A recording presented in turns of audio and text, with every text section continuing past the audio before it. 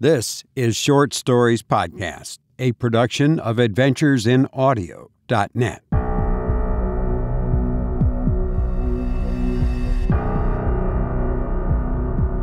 Hello, I'm Robert Crandall. I'm glad you could join me for this episode, and I hope you'll tell a friend. You know, studies show that about 80% of podcast listening is done on a mobile device, as people do other things while they're listening. And recently, I saw a young man texting. You know, we've been warned about texting and driving. Well, texting and walking may be dangerous as well. While he was walking, he didn't look as he came upon an intersection and stepped out into oncoming, fast-moving traffic. A large pickup truck came to a screeching halt, just in time to avoid hitting this young man. Had the truck hit this young man, it would have certainly beheaded him, and other body parts would have been strewn all over the intersection. Bits of brain floating in pools of blood would have made for delightful feeding of rodents. The vehicle following the truck, with multiple passengers, almost rear-ended the truck, killing all of them and spilling more blood into the intersection, creating a slippery surface for the ambulance, causing it to slam into a bus stop with lots of people, producing even more decimation. Now blood is flowing in the street and body parts are everywhere, landing on windshields, blinding drivers, causing them to collide with other cars and pedestrians, and the carnage and blood flood continue. People thrown through windshields looking like they've been shredded in some kind of human shredding device. Do they have such a thing? Imagine that. Alive being lowered into a shredder like a piece of paper. What if someday that becomes reality in some form of punishment? Yes, the guilty is lowered alive. Far-fetched speculative fiction, I hope. But please be careful. I want you here for future episodes. Text and whatever. Just don't text and drive. Visit StopTextsStopWrecks.org. A message from the National Highway Traffic Safety Administration and the Ad Council. Now for our horror word of the day, decimate, which has more than one meaning, but for our purposes, it refers to the act of destroying or hurting something in great numbers, according to Merriam-Webster. It's time now for our feature story. A young couple finds a charming cottage to live in, but this cottage has some baggage that is deadly. I hope you enjoy Man Size in Marble by Edith Nesbit.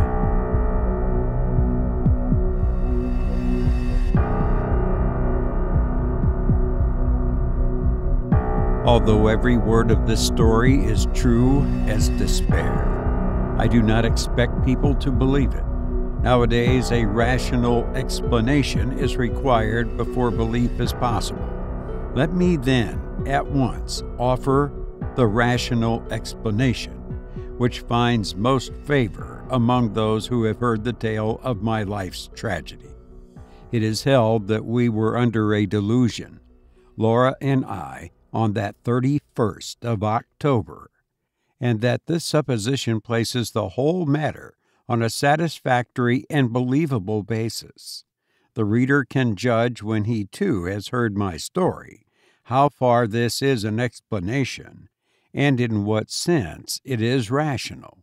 There were three who took part in this, Laura and I, and another man. The other man still lives and can speak to the truth of the least credible part of my story. I never in my life knew what it was to have much money. as I required to supply the most ordinary needs, good colors, books, and cab fares, and when we were married we knew quite well that we should only be able to live at all by strict punctuality and attention to business. I used to paint in those days, and Laura used to write, and we felt sure we could keep the pot at least simmering. Living in town was out of the question, so we went to look for a cottage in the country, which should be at once sanitary and picturesque. So rarely do these two qualities meet in one cottage that our search was for some time quite fruitless. We tried advertisements, but most of the desirable rural residents which we did look at proved to be lacking in both essentials. And when a cottage chanced to have drains, it also had stucco as well, and was shaped like a tea caddy. And if we found a vine or rose-covered porch, corruption invariably lurked within. Our minds got so befogged by the eloquence of house agents and the rival disadvantage of the fever traps and outrages to beauty which we had seen and scorned, that I very much doubt whether either of us on our wedding morning knew the difference between a house and a haystack. But when we got away from friends and house agents on our honeymoon, our wits grew clear again, and we knew a pretty cottage when at last we saw one. It was at Brenzett, a little village set on a hill over against the southern marshes. We had gone there from the seaside village where we were staying to see the church, and 2 fields from the church we found this cottage. It stood quite by itself, about 2 miles from the village. It was a long, low building, with rooms sticking out in unexpected places. There was a bit of stonework, ivy-covered and moss-grown, just 2 old rooms, all that was left of a big house that had once stood there. And round this stonework the house had grown up. Stripped of its roses and jasmine, it would have been hideous. As it stood, it was charming, and after a brief examination we took it. It was absurdly cheap. The rest of our honeymoon we spent in grubbing about in second-hand shops in the country town, picking up bits of old oak and Chippendale chairs for our furnishing. We wound up with a run up to town and a visit to Liberty's, and soon the low oaked beam lattice-windowed rooms began to be home. There was a jolly old-fashioned garden, with grass paths, and no end of hollyhocks and sunflowers and big lilies. From the window you could see the marsh pastures, and beyond them the blue, thin line of the sea. We were as happy as the summer was glorious, and settled down into work sooner than we ourselves expected. I was never tired of sketching the view and the wonderful cloud effects from the open lattice, and Laura would sit at the table and write verses about them, in which I mostly played the part of foreground. We got a tall, old, pleasant woman to do for us. Her face and figure were good, though her cooking was of the homeliest. But she understood all about gardening, and told us all the old names of the coppices and cornfields, and the stories of the smugglers and highwaymen, and better still, of the things that walked, and of the sights which met one in lonely glens of a starlight night. She was a great comfort to us, because Laura hated housekeeping as much as I loved folklore, and we soon came to leave all the domestic business to Mrs. Dorman, and to use her legends in little magazine stories which brought in the jingling guinea. We had 3 months of married happiness, and did not have a single quarrel. One October evening I had been down to smoke a pipe with the doctor, our only neighbor, a pleasant young Irishman. Laura had stayed at home to finish a comic sketch of a village episode for the monthly Marplot. I left her laughing over her own jokes and came in to find her a crumpled heap of pale muslin, weeping on the window seat. "Good heavens, my darling, what's the matter?" I cried. Taking her in my arms, she leaned her little dark head against my shoulder and went on crying. I had never seen her cry before. We had always been so happy, you see, and I felt sure some frightful misfortune had happened. "What is the matter? Do speak." "It is Mrs. Dorman," she sobbed. "What has she done?" I inquired, immensely relieved. "She says she must go before the end of the month, and she says her niece is ill. She's gone down to see her now, but I don't believe that's the reason, because her niece is always ill. I believe someone has been setting her against us. Her manner was so queer." "Never mind, darling," I said. "Whatever you do, don't cry, or I shall have to cry too, to keep you in countenance, and then you'll never respect your man again." She dried her eyes obediently on my handkerchief, and even smiled faintly. "But you see," she went on, "it is really serious, because these village people are so sheepy, and if one won't do a thing, you may be quite sure none of the others will, and I shall have to cook the dinners and wash up the hateful greasy plates, and you'll have to carry cans of water about, and clean the boots and knives, and we shall never have any time for work, or earn any money, or anything. We shall have to work all day, and only be able to rest when we are waiting for the kettle to boil." I represented to her that even if we had to perform these duties, the day would still present some margin for other toils and recreations. But she refused to see the matter in any but the grayest light. She was very unreasonable, my Laura, but I could not have loved her any more if she had been as reasonable as Watley. "I'll speak to Mrs. Dorman when she comes back, and see if I can't come to terms with her," I said. "Perhaps she wants a rise in her screw. It will be all right. Let's walk up to the church." The church was a large and lonely one. We loved to go there, especially upon bright nights. The path skirted a wood, cut through it once, and ran along the crest of the hill through 2 meadows and round the churchyard wall, over which the old yews loomed in black masses of shadow.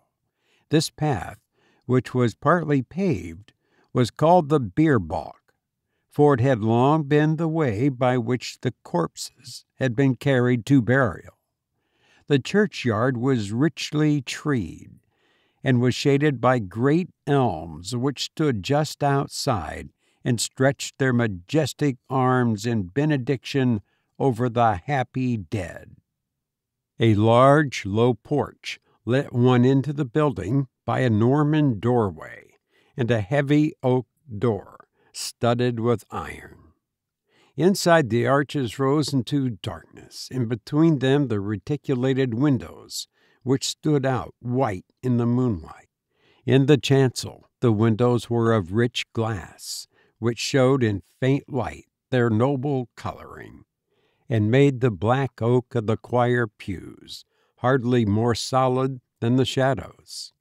But on each side of the altar lay a gray marble figure of a knight in full plate armor, lying upon a low slab, with hands held up in everlasting prayer. And these figures, oddly enough, were always to be seen if there was any glimmer of light in the church. Their names were lost, but the peasants told of them that they had been fierce and wicked men, marauders by land and sea, who had been the scourge of their time, and had been guilty of deeds so foul that the house they had lived in, the big house, by the way, that had stood on the site of our cottage, had been stricken by lightning and the vengeance of heaven. But for all that, the gold of their heirs had bought them a place in the church. Looking at the bad, hard faces reproduced in marble, this story was easily believed. The church looked at its best and weirdest on that night, for the shadows of the yew trees fell through the windows upon the floor of the nave and touched the pillars with tattered shade. We sat down together without speaking and watched the solemn beauty of the old church with some of that awe which inspired its early builders. We walked to the chancel and looked at the sleeping warriors. Then we rested some time on the stone seat in the porch, looking out over the stretch of quiet moonlight meadows, feeling in every fiber of our being the peace of the night and our happy love, and came away at last with a sense that even scrubbing and blackleading were but small troubles at their worst. Mrs. Dorman had come back from the village, and I at once invited her for a tete-a-tete. "Now, Mrs. Dorman," I said, when I had got her into my painting room, "what's all this about your not staying with us?" "I should be glad to get away, sir, before the end of the month," she answered in her usual placid dignity. "Have you any fault to find, Mrs. Dorman?" "None at all, sir. You and your lady have always been most kind. I'm sure—" "Well, what is it? Are your wages not high enough?" "No, sir, I gets quite enough." "Then why not stay?" "I'd rather not," and with some hesitation. "My niece is ill." "But your niece has been ill ever since we came." No answer. There was a long, awkward silence. I broke it. "Can't you stay another month?" I asked. "No, sir, I'm bound to go by Thursday." And this was Monday. "Well, I must say, I think you might have let us know before. There's no time to get anyone else, and your mistress is not fit to do heavy housework. Can't you stay till next week?" "I might be able to come back next week." I was now convinced that all she wanted was a brief holiday, which we should have been willing enough to let her have as soon as we could get a substitute. "But why must you go this week?" I persisted. "Come out with it." Mrs. Dorman drew the little shawl, which she always wore, tightly across her bosom, as though she were cold. Then she said with a sort of effort, "They say, sir, as this was a big house in Catholic times, and there was many deeds done here." The nature of the deeds might be vaguely inferred from the inflection of Mrs. Dorman's voice, which was enough to make one's blood run cold. I was glad that Laura was not in the room. She was also nervous, as highly strung natures are, and I felt that these tales about our house told by this old peasant woman, with her impressive manner and contagious credulity, might have made our home less dear to my wife. "Tell me about it, Mrs. Dorman," I said. "You needn't mind about telling me. I'm not like the young people who make fun of such things." Which was partly true. "Well, sir," she sank her voice, "you might have seen in the church beside the altar 2 shapes." "You mean the effigies of the knights in armor," I said cheerfully. "I mean them 2 bodies, drawed out, man's size, in marble," she returned, and I had to admit that her description was 1,000 times more graphic than mine, to say nothing of a certain weird force and uncanniness about the phrase, drawed out, man-size, in marble. They do say as on All Saints' Eve them two bodies sits up on their slabs and gets off of them, and then walks down the aisle in their marble. Another good phrase, Mrs. Dorman. And as the church clock strikes 11, they walks out of the church door and over the graves and along the bier balk. And if it's wet enough, there's marks of their feet in the morning. And where do they go? I asked, rather fascinated. They comes back here to their home, sir. And if anyone meets them, well, what then? I asked. But no, not another word could I get from her, save that her niece was ill and she must go. After what I had heard, I scorned to discuss the niece and tried to get from Mrs. Dorman more details of the legend. I could get nothing but warnings. Whatever you do, sir, lock the door early on All Saints' Eve, and make the cross sign over the doorstep and on the windows. But has anyone ever seen these things? I persisted. That's not for me to say. I know what I know, sir. Well, who was here last year? No one, sir. The lady as owned the house only stayed here in summer, and she always went to London a full month afore the night. And I'm sorry to inconvenience you and your lady, but my niece is ill, and I must go on Thursday. I could have shaken her for her absurd reiteration of that obvious fiction after she had told me her real reasons. She was determined to go, nor could our united entreaties move her in the least. I did not tell Laura the legend of the shapes that walked in their marble, partly because of a legend concerning our house might perhaps trouble my wife, and partly, I think, from some more occult reason. This was not quite the same to me as any other story, and I did not want to talk about it till the day was over. I had very soon ceased to think of the legend, however.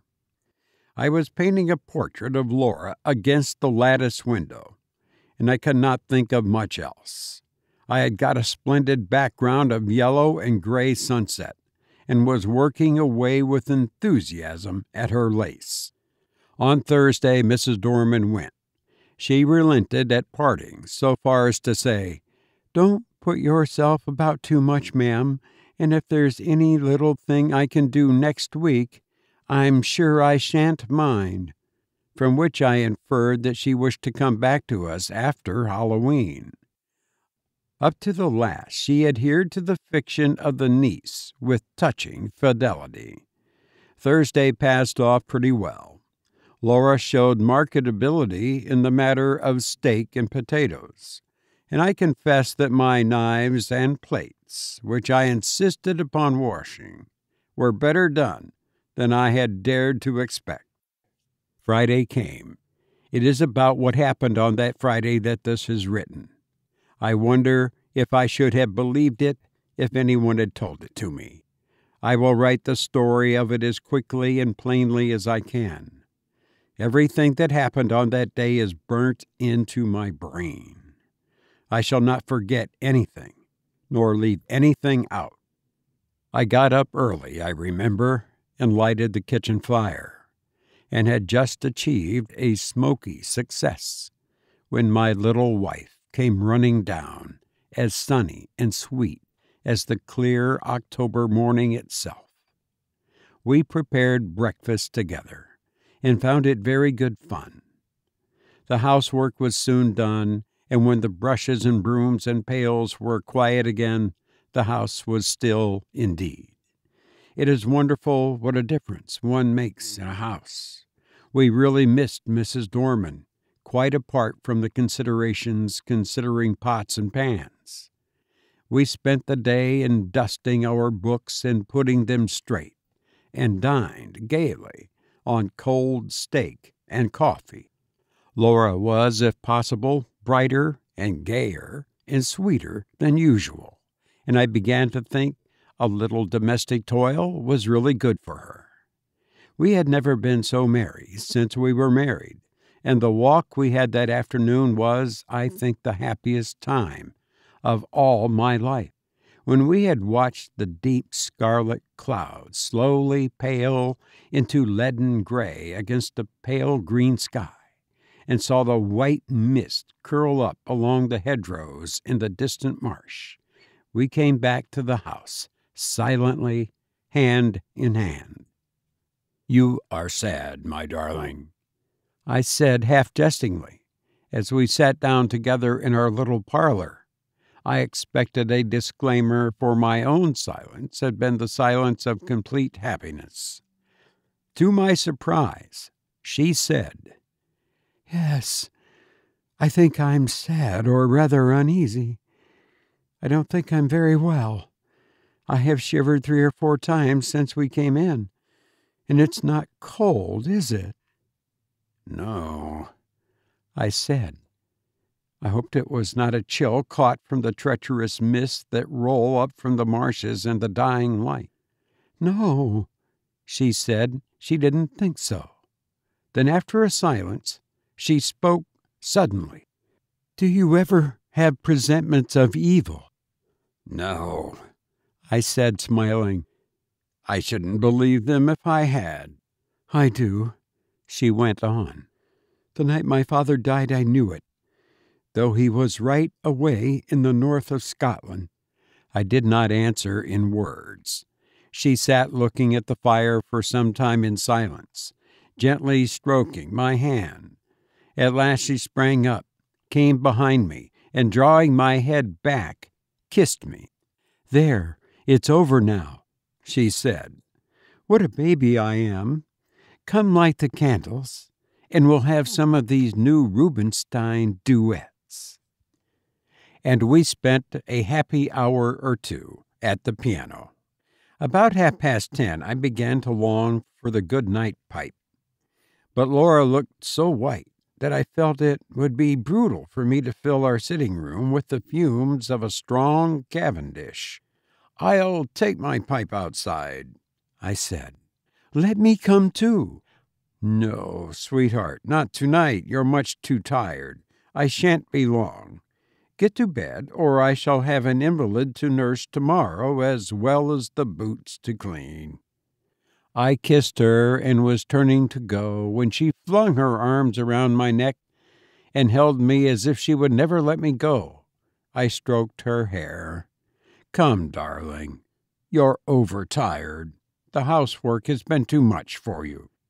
She loosened her clasp a little and drew a deep breath. "No, we've been very happy today, Jack, haven't we? Don't stay out too long." "I won't, my dearie." I strolled out of the front door, leaving it unlatched. What a night it was! The jagged masses of heavy dark cloud were rolling at intervals from horizon to horizon, and thin white wreaths covered the stars. Through all the rush of the cloud river the moon swam, breasting the waves and disappearing again into the darkness. When now and again her light reached the woodlands, they seemed to be slowly and noisily waving in time to the swing of the clouds above them. There was a strange, gray light over the earth.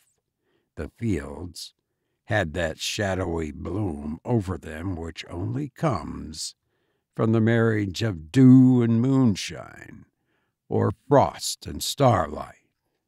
I walked up and down, drinking in the beauty of the quiet earth and the changing sky. The night was absolutely silent. Nothing seemed to be abroad. There was no scurrying of rabbits or twitter of the half-asleep birds. And though the clouds went sailing across the sky, the wind that drove them never came low enough to rustle the dead leaves in the woodland paths. Across the meadows I could see the church tower standing out black and gray against the sky. I walked there thinking over our 3 months of happiness, and of my wife, her dear eyes, her loving ways.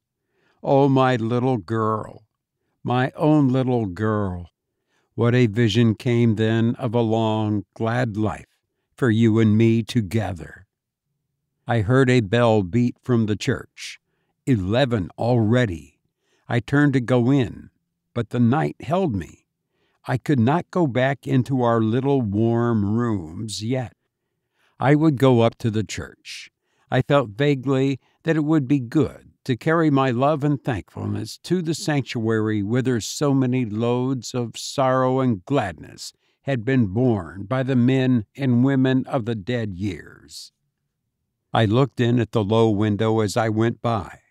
Laura was half lying on her chair in front of the fire. I could not see her face, only her little head showed dark against the pale blue wall. She was quite still, asleep no doubt. My heart reached out to her as I went on. There must be a God, I thought, and a God who was good. How otherwise could anything so sweet and dear as she have ever been imagined? I walked slowly along the edge of the wood. A sound broke the stillness of the night. It was a rustling in the wood. I stopped and listened. The sound stopped too. I went on and now distinctly heard another step than mine answer mine like an echo. It was a poacher or a wood stealer, most likely, for these were not uncommon in our Arcadian neighborhood. But whoever it was, he was a fool not to step more lightly. I turned into the wood, and now the footsteps seemed to come from the path I had just left. It must be an echo, I thought. The wood looked perfect in the moonlight. The large dying ferns and the brushwood showed where through the thinning foliage the pale light came down. The tree trunks stood up like Gothic columns all around me. They reminded me of the church, and I turned into the beer balk and passed through the corpse gate between the graves to the low porch. I paused for a moment on the stone seat where Laura and I watched the fading landscape. Then I noticed the door of the church was open, and I blamed myself for having left it unlatched the other night. We were the only people who ever cared to come to the church except on Sundays, and I was vexed to think that through our carelessness the damp autumn airs had had a chance of getting in and injuring the old fabric. I went in.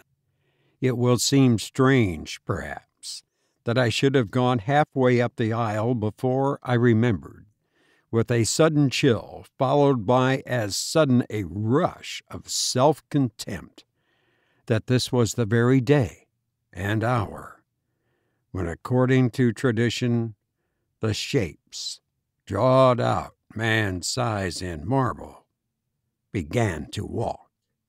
Having thus remembered the legend, and remembered it with a shiver of which I was ashamed, I could not do otherwise than walk up towards the altar, just to look at the figures. As I said to myself, really what I wanted was to assure myself, first, that I did not believe the legend, and secondly, that it was not true. I was rather glad I had come. I thought now I could tell Mrs. Dorman how vain her fancies were, and how peacefully the marble figures slept on through the ghastly hour. With my hands in my pockets, I passed up the aisle. In the gray dim light, the eastern end of the church looked larger than usual, and the arches above the two tombs looked larger too. The moon came out and showed me the reason. I stopped short. My heart gave a leap that nearly choked me, and then sank sickeningly.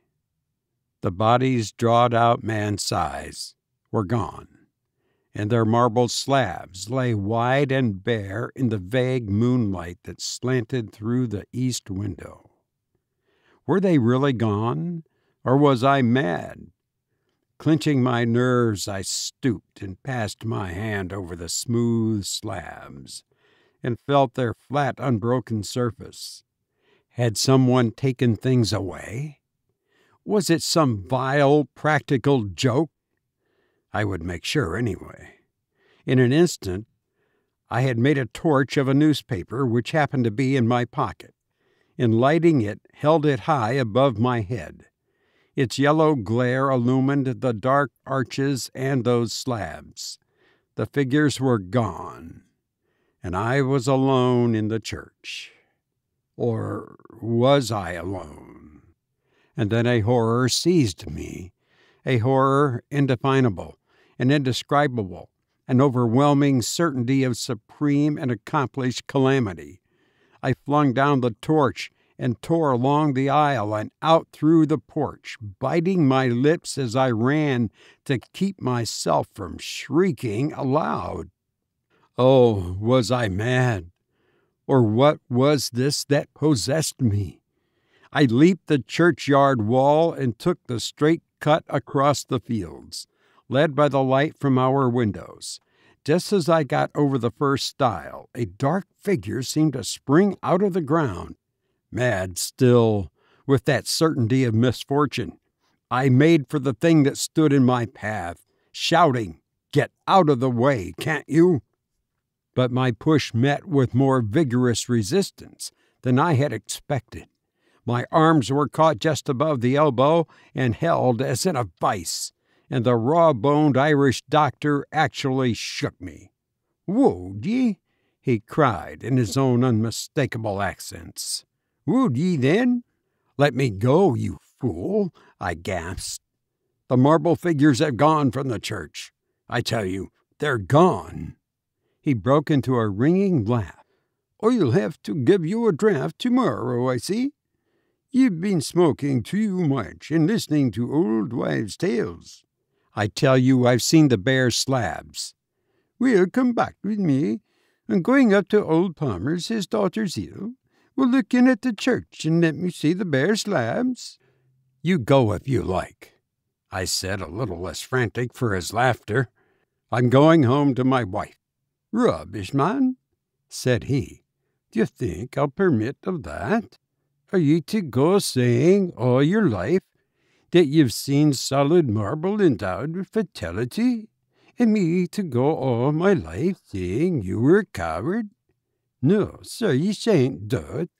The night air, a human voice, and I think also the physical contact with this 6 feet of solid common sense brought me back a little to my ordinary self, and the word coward was a mental shower bath. "Come on, then," I said sullenly. "Perhaps you're right." He still held my arm tightly. We got over the stile and back to the church. I was still as death. The place smelt very damp and earthy. We walked up the aisle. I'm not ashamed to confess that I shut my eyes. I knew the figures would not be there. I heard Kelly strike a match. "Here they are. You see right enough. You've been dreaming or drinking. Asking your pardon for the imputation." I opened my eyes. By Kelly's expiring vesta, I saw 2 shapes lying in their marble, on their slabs. I drew a deep breath and caught his hand. "I'm awfully indebted to you," I said. "It must have been some trick of light. Or I have been working rather hard. Perhaps that's it. Do you know, I was quite convinced they were gone." "I'm aware of that," he answered rather grimly. "You have to be careful of that brain of yours, my friend, I assure ye." He was leaning over and looking at the right-hand figure, whose stony face was the most villainous and deadly in expression. "By Jove," he said, "something has been afoot here. This hand is broken." And so it was. I was certain that it had been perfect the last time Laura and I had been there. "Perhaps someone had tried to remove them," said the young doctor. "That won't account for my impression," I objected. "Too much painting and tobacco will account for that well enough." "Come along," I said. or my wife will be getting anxious. You'll come in and have a drop of whiskey and drink confusion to ghost and better sense to me. I ought to go up to Palmer's, but it's so late now. I'd best leave it till morning," he replied. "I was kept late at the Union, and I've had to see a lot of people since. All right, I'll come back with ye." I think he fancied I needed him more than did Palmer's girl, so discussing how such an illusion could have been possible, and the deducing from this experience large generalities concerning ghostly apparitions, we walked up to our cottage. We saw, as we walked up the garden path, that the bright light streamed out from the front door, and presently saw that the parlor door was open too. Had she gone out? "Come in," I said, and Dr. Kelly followed me into the parlor. It was all ablaze with candles, not only the wax ones, but at least a dozen guttering, glaring tallow dips stuck in vases and ornaments in unlikely places. Light, I knew, was Laura's remedy for nervousness. Poor child! Why had I left her, brute that I was? We glanced round the room, and at first we did not see her. The window was open, and the draught set all the candles flaring one way. Her chair was empty, and her handkerchief and book lay on the floor. I turned to the window. There in the recess of the window I saw her. Oh, my child, my love! Had she gone to that window to watch for me? And what had come into the room behind her? To what had she turned with that look of frantic fear and horror? Oh, my little one! Had she thought it was I whose step she heard and turned to meet what? She had fallen back across a table in the window, and her body lay half on it and half on the window seat, and her head hung down over the table, the brown hair loosened and fallen to the carpet. Her lips were drawn back, and her eyes wide, wide open. They saw nothing. What had they seen last? The doctor moved towards her, but I pushed him aside and sprang to her and caught her in my arms and cried, "It's all right, Laura. I've got you safe, wifey." She fell into my arms in a heap. I clasped her and kissed her and called her by all her pet names, but I think I knew all the time that she was dead. Her hands were tightly clenched. In one of them she held something fast when I was quite sure that she was dead and that nothing mattered at all anymore. I let him open her hand to see what she held. It was a gray marble finger. You've been listening to Man, Size, and Marble by Edith Nesbit, who once said, "It is wonderful how quickly you get used to things, even the most astonishing." I've enjoyed being with you for this episode, and I hope to be with you again soon. Please be well, and thank you for listening to me.